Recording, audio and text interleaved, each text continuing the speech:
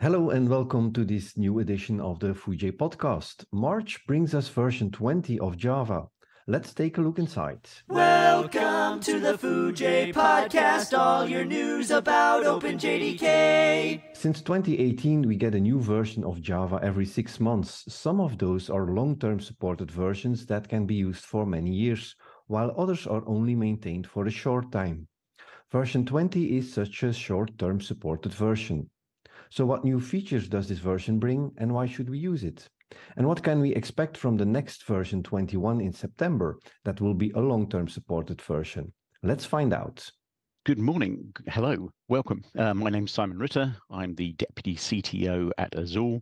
I have been working with Java really from the very beginning because I joined Sun way back in 1996, pretty much the same week that JDK 1.0 was released. And I followed Java all the way through the Sun years, got acquired by Oracle, spent 5 years there. And for the last 7.5 years nearly, I've been at Azul. Hey, I am Miro. So I joined the site at 2000. I'm younger, but since 2000, so I'm pretty much in Java. I really love the ecosystem and discovering. I really like to use the Java SOS devices. So I have been called toward the robotics small framework to see how it works with the hardware. And last year, I'm working as a principal engineer at OpenValue and helping the clients to migrate some of those to Azul system. So they are pretty happy with the migration. And I have authored a new book, which will be introduced hopefully today. And I'm Frank Delporte. I've been doing Java development for many years and in July last year joined Azul as a technical writer. And I'm now making these podcasts for Foojay because I want to know more about Java and learn from all these experts in the community. So we have Java 20. We released this podcast in the week that Java 20 is released. Can we expect any new major feature, new things that have been added, Simon? Well, there's only one thing which is truly new, and even then it's a preview feature, and that's the idea of scoped values. This is related to Project Loom, and Project Loom started being introduced into the JDK in the last release, so JDK 19, and that's when we started seeing things like the introduction of virtual threads and structured concurrency. And what they've done is they've added this new JEP, which is, as I say, is around the idea of scoped values. And the idea behind this is really as a sort of replacement for the way that thread local variables work, because they say that there are some issues around the idea of using thread local variables. One of them is the fact that they're mutable. And it seems that when it comes to using or writing programs, there's a real kind of difference of opinion about whether you should have mutability or not mutability in your application, your variables and so on. So they've introduced this idea of scoped values, which are immutable, versus thread local variables, which are mutable. So that's one of kind of the big change there. But as I say, this is part of Project Loom and is this idea of implementing virtual threads into the JVM. So that's really kind of the only new feature, if you like. The other things which are included in JDK 20 are updates to existing JEPs, JDK enhancement proposals, that have been introduced in previous versions, and they're going through revisions of that. So maybe that's something we can explain is with each new version of Java, there are improvements in the whole system, but there are also incubator and preview features that are not enabled by default, but they keep evolving with each new release until they become really a new feature, correct? Yes, that's right. So the idea is that preview features are focused primarily on the language. And if you look at things like record patterns, for example, because that's one thing which is going through some changes at the moment. So that's a preview feature. And as you rightly said, by default, you don't get those features in the language because they're not part of the specification. They have to be provided in the implementation, but they're not turned on by default. You need to explicitly, when you compile your code, tell the compiler that you want to use these preview features. And then when you run your application, you also need to tell the JVM that it needs to enable those preview features as well. So preview features are primarily around the language. And then you've got incubator modules, which is more APIs and tooling. so that you can introduce new classes, new libraries, and so on in the same way. Now, there's a little bit of misunderstanding about these things because people sometimes think that preview features and incubator modules are more about kind of beta testing, but that's not the case. The idea is that these features have been delivered complete, they're finished, they're absolutely ready to go. They could be used in production. There's no issue with that. The reason that they're not fully integrated into the platform is more to do with the idea that the developers of OpenJDK want to give people a chance to look at these features and decide if there are things that need to be altered to make it more valuable to developers. To give you an example of that, when we had the introduction of the switch expression, which is a nice thing because it allows us to return a value from a switch and then assign that once, and we don't have to remember to put each assignment in the set of case statements that we're working with. That was really good, but they also allowed people to use the sort of old style syntax of the switch statement with a switch expression. And that involved the idea of using break with a value. People said, well, yes, you can get away with that because you can break to a label, and that's one way you can use break, and a label can't start and cannot be a number. So you can differentiate between break, returning a value from a switch expression, and break to a label outside of the loop that you're in. But it's a bit sort of difficult to see, it makes things unclear. So the developer said, yeah, we understand that. So rather than using break, we'll use yield. And it makes it much clearer because you say, okay, yield with a value, break to a label. So it's things like that where it didn't change any of the way that the feature worked. It just made it a little bit clearer, a little bit easier to work with, that kind of thing. So it's a very powerful way of doing things. And that is really one of the big benefits we've seen of having this 6-month release cycle, is you can do incubator modules and preview features. If you've got 2-3 years between releases, you just can't do that. It doesn't make any sense. But 6 months, great, because you can do 6 months of development, then maybe another 6 months of development, 2 or 3 releases.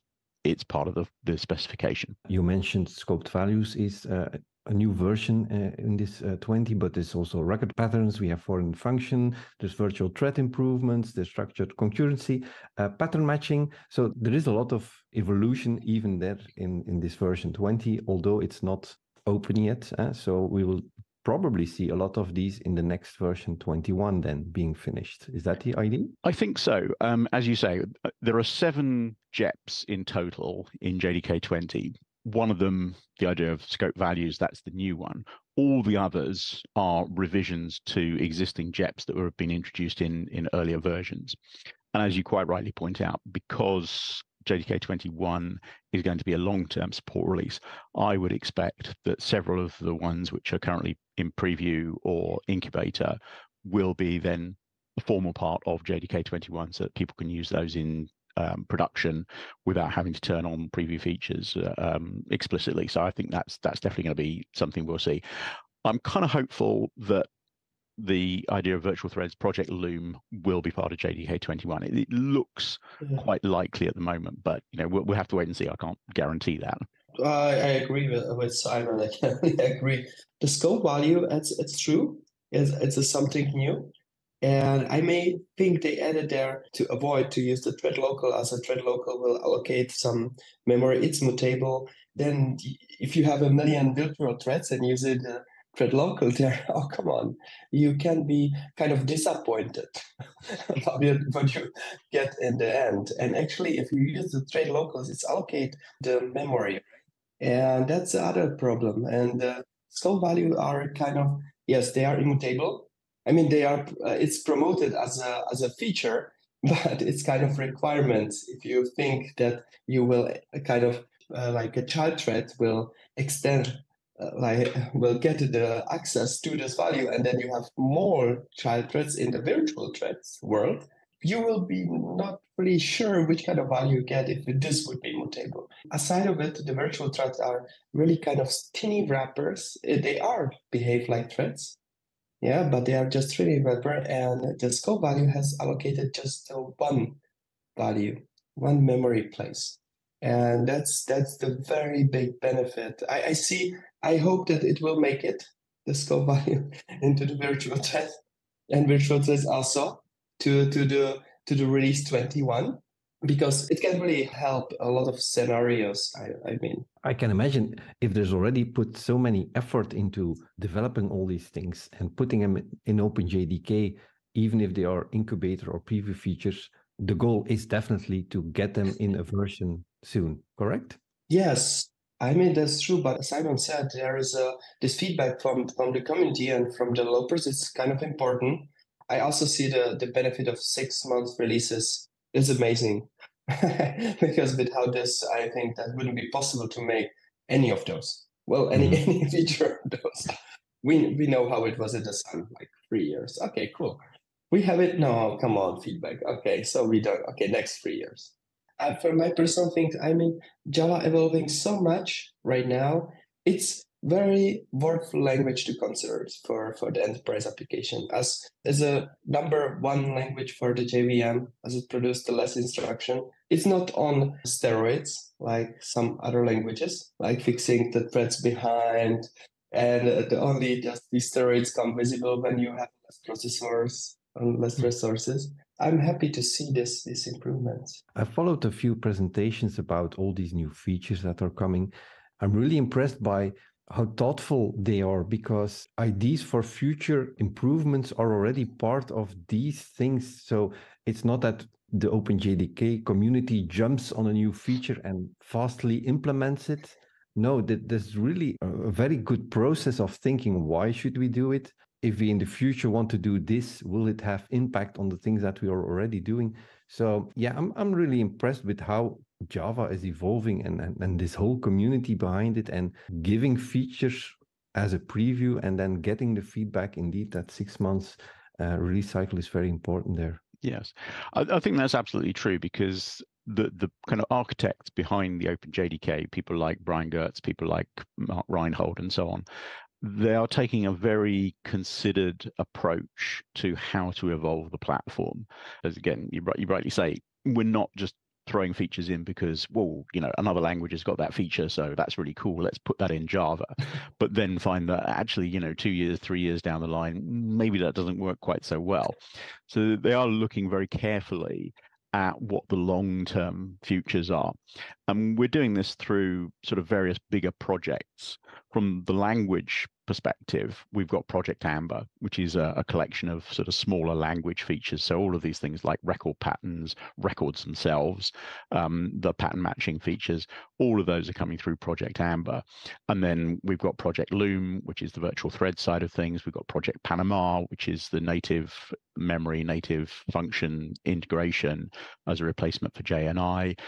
As a longer term thing, we've got Project Valhalla, which is value types. And that sort of kind of relates back to the whole idea of the scoped values, because that's, looking at using values rather than variables, as Miro quite rightly points out, the memory overhead of using variables versus immutable values is much better. So yeah, there's a lot of good work going on there, and it is being done in a very considered way. Miro, you said in your introduction, you just published the book, Practical Design Patterns for Java Developers. Hone your software design skills by implementing popular design patterns in Java. It's a mouthful. What is a really good part, so of course it's about design patterns, that's the biggest part of your book, but you also included the evolutions of Java through the latest versions from, I think you start from Java 8 or 11. What are the most important changes that you've seen in the previous versions?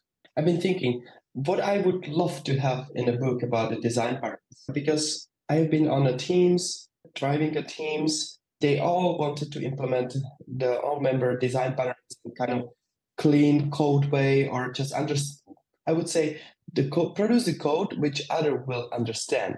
That's the better definition. Whether it's clean or not, it doesn't matter, but it's very good that it's useful for others. And I've been thinking what I should add in such kind of books about design patterns. And I have realized after many years of experiencing that people actually don't know what a Java platform does for them. They know nothing about the dynamic translation. They not really nothing, I would say just hard words, but sometimes it's overcome. Just JIT, dynamic translation, how the memory management works, which are the guarantees. this is why I put in this book some introduction about what the Java platform is, how it evolves, which kind of crucial feature has been added from, of course, Java 8. I think everyone says Stream API. So, and everyone uses it everywhere. So, plus optional. But the optional had also the reason, and I saw them many times used in the way, well, it's better to not use them in that way because it produced a lot of boilerplate code. Yeah, but that's it. It's evolution. So I wanted to also explain the module system that has been added. It's amazing and it's very useful if you have already considered the architecture, written which kind of parts of your system should be secured and how they should work together. The module system gives you the really security. It made the clarity and the evolution of your application. I haven't seen a lot of projects using it, but a couple of them, yes. Maybe Simonson, I've seen many others. But yeah, it's really clear. It makes the development easier. And people are not willing to accept it. They more complain about what is the module system? If I do this, we should spend another podcast on modules only. That's on my list of to-dos because it's such a controversial subject, and there are, I don't know if they're most pro or contras, but they're definitely on both sides, a lot of people. So we definitely will have a look at modules in a later podcast. I agree. I think that will be a great subject for another podcast because in answer to what Miro said, yeah, I don't see that many people using the module system in their application code. I definitely see it used at the JEDK level and using JLink to create tailored runtimes for specific things. But I don't see a lot of people adopting the module system in their application code. I wonder if that isn't because it's too fine-grained. You know, if we're talking about microservices, that kind of makes sense because you're dividing up a monolithic application into specific services. But do you really then need to drill down into the next level and start, modularizing that? Probably there is a good reason for that, but I think there is a reluctance on the part of Java developers to adopt that because they're used to doing things in a particular way. But yeah, definitely a good thing for another podcast. In your book, Miro, you have an article on Foojay about it. I have written a book review together with Johannes, so that's also on Foojay. What I was impressed is that for each design pattern that you describe, that you've link to where it is used in OpenJDK itself. It clearly shows that you're involved and know how OpenJDK is developed. How do you keep up with how this project changes? I can imagine there's so much people involved and contributing code. Are you reviewing all pull requests or? No. That's not for one person. I mean, that's why the JDK is bundle of multiple projects, and each of those bundle has its own project lead and all reviewers because it's not possible. So what I do actually, I'm checking the code. That's true, which I'm particularly interested in some parts, how they work. For example, like with the logging API, some of those things has been officially published on the internet. But anyhow, there is a kind of art how the things are implemented. It's, for example, collection API, because at the university you get definitely implement the FIFO or some kind of homeworks when you are at the beginning. So, but that's true. That's a nice theory. But if you go into the production in the industry, which I consider Java, you will see what else you need to consider. Not just only develop. It's not about what to deliver the task, like to finish the task, like to have a FIFO, but it's many other things that you need to consider that your implementation needs to reflect. This is why I think the Java is so amazing. Like the language architects are really considering the backwards compatibility and the usage in the future. And you see this evolvement also in implementation improvements. I am not saying here that everything is implemented perfectly. If it would be, that would be great. But you can see how the codes are changing based on the feature that has been added into the platform. And this is why I've been able to link user, okay, please you can check here to the Java implemented parts, I would say. I didn't link them into the C code implementation. Yeah, it would be a little bit hardcore, I think, for the book for Java developers. And that's actually a fun thing, because I wrote a post a few weeks ago about the time zone information in OpenJDK. Mm-hmm. And it's really fun that you can indeed go to GitHub, go to OpenJDK, take a look at the sources, and then you find, for instance, for Belgium, for me, I find the whole history of when did the daylight saving change. That's there. It's in the project. You can find it. You can find how it's used, how it's implemented, how everything is linked together. Yeah, that's indeed a nice approach, is looking into how is Java itself being made and what inside this OpenJDK project. One of the reasons what I made it to link to the Java implementation, because sometimes maybe it's happened to you when you have been driving the project. Some engineers were so keen to implement some new feature. Yeah, they did it. It's like the new implementation example from the linked list. Yeah, but they forgot, okay, this thing is already there. So it does not have to be implemented by you. The reason why it doesn't have to be implemented, because any code you implement, you need to maintain, right? And the cost of the maintain could be very high. And the JDK has bubble tested linked list, and it's effective enough. I was going to say that's a really interesting point of view, because I absolutely agree with you. But one of the problems that we have as Java developers is that, I mean, I haven't done a count on this recently, but I know in JDK 8, there were 4,500 public classes in rt.jar. And back in JDK 1.0, there were 102 classes in the class libraries. When I started using Java, I could actually hold all 102 classes in my head. So I could remember what we had in terms of availability. 4,500. No, definitely can't do that. But sometimes you miss that, don't you? You think, okay, is there a public class that's been implemented in the JDK class libraries that I can use to do that? And it can take a bit of time to find where that thing might be. I mean, the collections API is an easy one, but some of the more esoteric ones can be a little bit difficult to find and figure out, oh yeah, is that right for what I'm doing? Maybe that's a design anti-pattern that's missing in your book. That's the not invented here principle. Huh?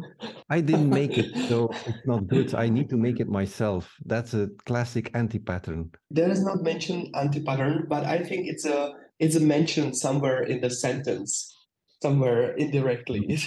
This is true. What Simon says, the JDK becomes to be bigger, way bigger, and it's really hard to catch up with all the changes. I figure out you don't have to catch up with all the changes, but just you need to have some entry points where you should go to take a look when something is different. So they have been added a lot of builders in the collection APIs, not only the collection APIs and the string. How, for example, the handling string, there have been done significant improvements. And also I've seen this significant improvement on Java 20.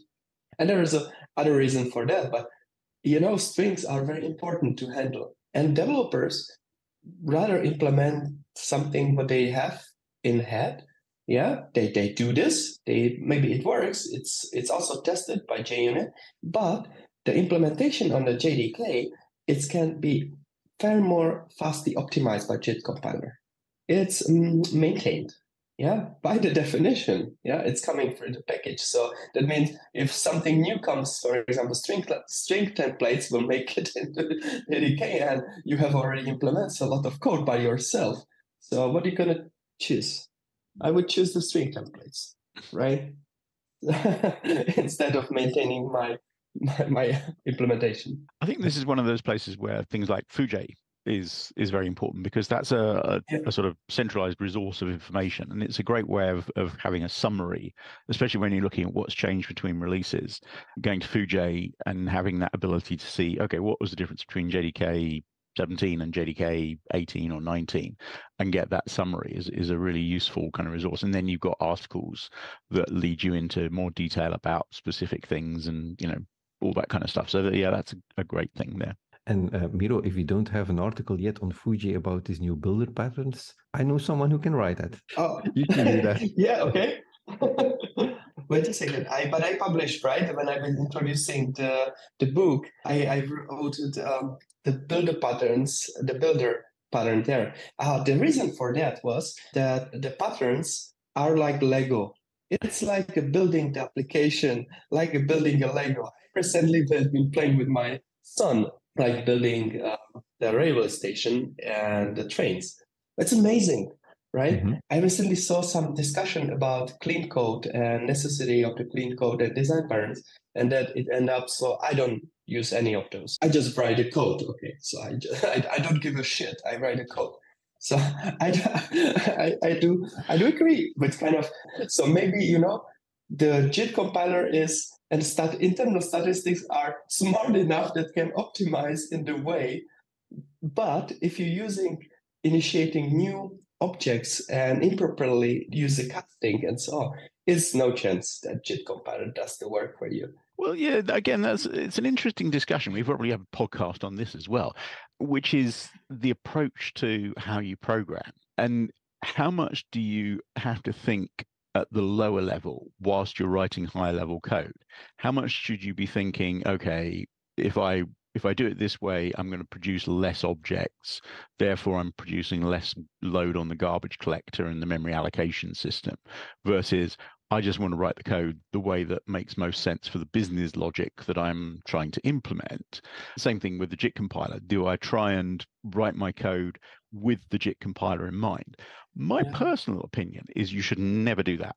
You should write the code in the best way which addresses the problem that you're trying to solve. You should let the runtime system handle that for you. Now, there are obviously situations where you need to write more efficient code, and you can do the same thing in different ways, but you shouldn't be thinking too low level about, how many objects am I creating? How is my code going to work with the JIT compiler? Because the people who write JIT compilers and the people who write garbage collectors are very smart, and they're normally able to handle the kind of things that people do pretty easily. So I know that when I look at what we do at Azul around the prime JVM, where we do replace the way the garbage collector works, we can keep up with allocation rates that are like 20 gigabytes a second of object allocation. So you don't really need to think about, do I need to worry about how many objects I'm allocating? And if the garbage collector is smart enough, especially if you've got very short-lived objects, which it is typically going to be, garbage collector will just take care of that for you. You don't need to worry about it. So yeah, and again, another sort of podcast that we could have. But you, Simon, touched a really important. I agree with you too. I'm on the same way. So you should never thinking so low level when you're writing the code. You should fulfill the business need, because that's what gonna pay your check, right? Probably optimized JVM bytecode will not pay your checks. But anyhow, using the designer kind of approach helps you to communicate with your peers. And this is one important thing. And what me is happening while I'm using this is because I would love to understand my code like few years, maybe in a few days. So this is why I'm using it, just kind of having the structure. And benefit is it can be optimized in the internals. This is out of the scope, but this is the benefit I'm getting out of it. And we touch kind of slightly different topics, right? But it's still related to the new features that are coming into the Java JDK 20, right? There have been done the significant improvements like structured concurrency, made it try to deliver way how to write threaded application with handling the exception and kind of how to deal with the thread API in kind of descriptable way to the colleagues. Or if you don't understand very well, I think the structured concurrency may help here to understand what is the scope, where you can fork the scope, how you can join in the end, and more important, how you can close all your threads. And this is one of the things what has been added into the Java JDK 20. It's auto-closable executor service that has been added. So you can use it with try, catch structure, and it will be closed for you, which is great. So we're going back to Java 20. So as we said before, it will not be long-term supported. Why should I start using Java 20 as a developer? The idea behind this is that what you really want to be doing is testing with JDK 20. It's very unlikely that you would deploy JDK 20 into production. The only reason you might think about using one of the feature releases rather than long-term support releases if there's a particular feature in there that you really want to have for your production system. But as we've already said, JDK 20 is pretty light in terms of things that have been added, so it's very unlikely you would want to do that. But the important thing is to test against JDK 20 to make sure that the cumulative set of changes that you get between the long-term support releases don't impact on your application, should you then, when JDK 21 comes out, want to move to that as a deployment platform. So it's really more about testing than actual use in production. But we must make clear that Java 20 is a full release. It brings bug fixes, it brings improvements. It is just as good a version as 21 will be or 17 was. It is a full release, fully tested through all the review stages of every Java version, correct? Yes. I mean, that's why it's called a feature release, because it has features in it. So we have feature releases and we have long-term support releases. So we don't refer to them as, intermediate releases or anything like that. It's a feature release. It's a fully formed, as you say, includes new things. You could, if you wanted to, use it in deploy it in production. Absolutely no reason not to, other than the fact that the updates in terms of maintenance will end after 6 months. But other than that, there's no reason why you shouldn't use it in production. Initially, the idea was we'll have long-term supported versions every 3 years. So that has been changed to 2 years. So 17 was the last one, long-term supported. 21 is the next one in September. I know that this project keeps evolving. Is there already a lot of decisions being taken about what will be in 21? I know that virtual threads, I've seen the JEP, it's in draft. So virtual threads, will they be in 21? That's not sure. Generational ZGC is also a JEP for 21. Are these already decided, or when will this happen? This is one of the things about the way that the OpenJDK development process works, is that there is a JDK 21 project already. You can get early access builds of that, but all they've effectively done there is fork from JDK 20. JDK 20 is not being released until next week, so they've forked that off and they've started development JDK 21. A lot of the things which get included in the next release will happen over the next couple of months. So we get to, the sort of like feature freeze, which will probably be about halfway through the actual development cycle. Right now, there's only one thing which is proposed to target JDK 21. That doesn't mean it actually will go into 21, but proposed to target 21 is sequenced collections. We will wait and see whether things like Project Loom and all of that sort of good stuff, and even maybe the sort of the record patterns and things like that, whether they make it in. Most likely they will, but they haven't been announced as things that will be in JDK 21 yet.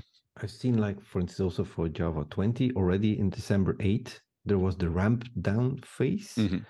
So that means already a few months before the actual release, there is a process starting with finalizing that version, correct? That's right, yes. I mean, this is the thing about the way that it works. So if you look at the schedule for JDK 20, ramp down phase 1, as you said, was 8th of December. Ramp down phase 2 is like January. So effectively, ramp down phase 1 is when that's kind of like most of the features are fixed. There was actually one that kind of it ended up getting left out, and then they had to go back and put it back in again, because as somebody pointed out, the vector API, which is not the vector class, the vector API, which allows you to use single instruction, multiple data, wide registers type thing, somebody forgot to add the new update to the incubator module there, and so they had to go back a little bit later and just say, oh yes, we are still incubating that. It's not a full feature, but it was a fairly minor thing. But yes, ramp down is where they really kind of decide these are the things that are going in there.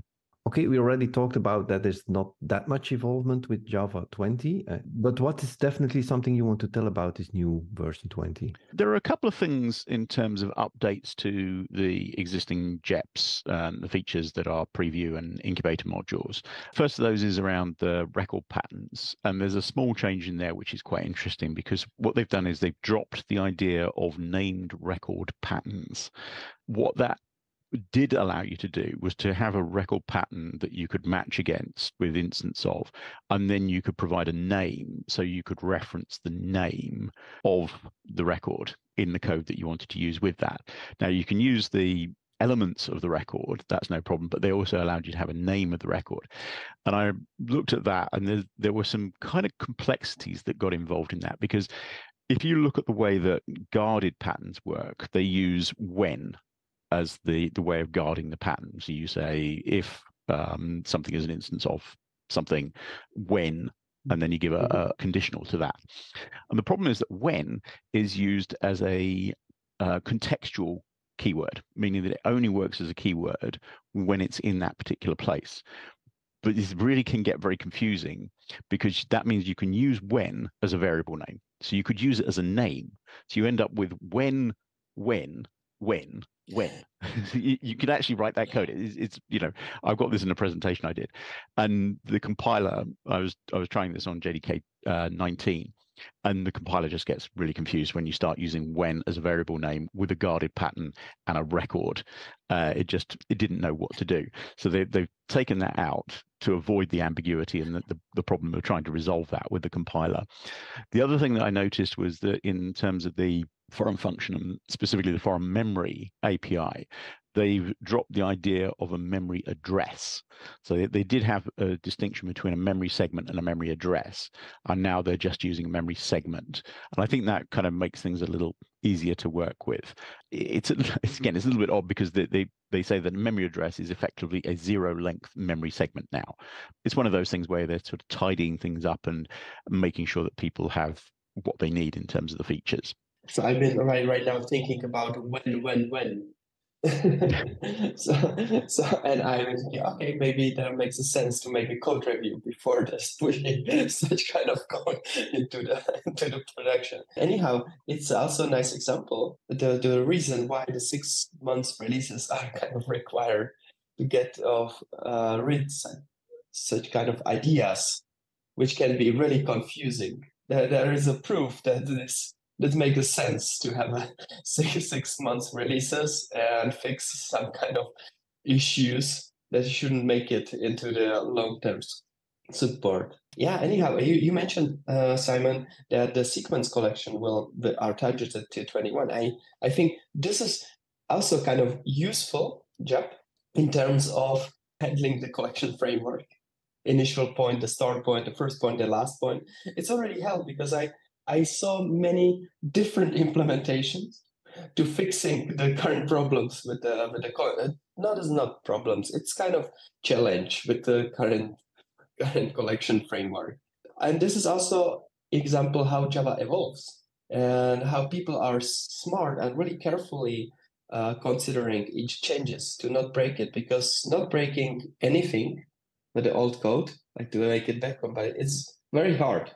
And I think the sequence collections are a very nice example how to overcome these old problems to kind of evaluate the ecosystem in a proper way and make a less error-prone code. I mean, letting the engineers implementing their own implementation and finding an array or sets the first element. Simon, is it actually because of that kind of bad example code that you've written with the when, that it goes back to the OpenJDK team and community as this should not be possible? This is something we should improve? I think that's certainly part of it, is that when situations like that arise, they realize that there are issues that need to be addressed. I mean, with that specific one, I was always a little bit confused, because one of the changes they made from the original definition of record patterns and more guarded patterns was, for the original guarded patterns, they used the AND operator, so the double AND, which isn't ambiguous when you can't use double AND as a variable name, so you can differentiate between all the possible situations.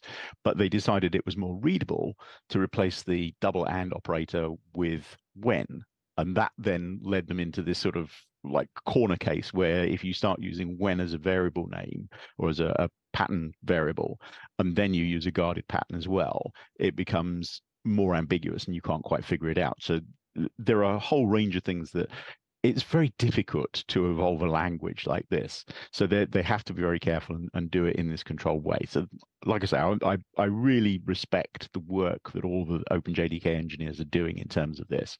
We have already a lot to look forward for version 21. And we'll have a new podcast then with the new features, and let's see what's inside Java 21 in September. Thank you for joining and taking the time to discuss the new version of Java. Thanks, the listeners, and keep an eye on Foojay for future articles about development and everything related to the Java world. Give me a foo, give me a J, give me the friends of OpenJDK.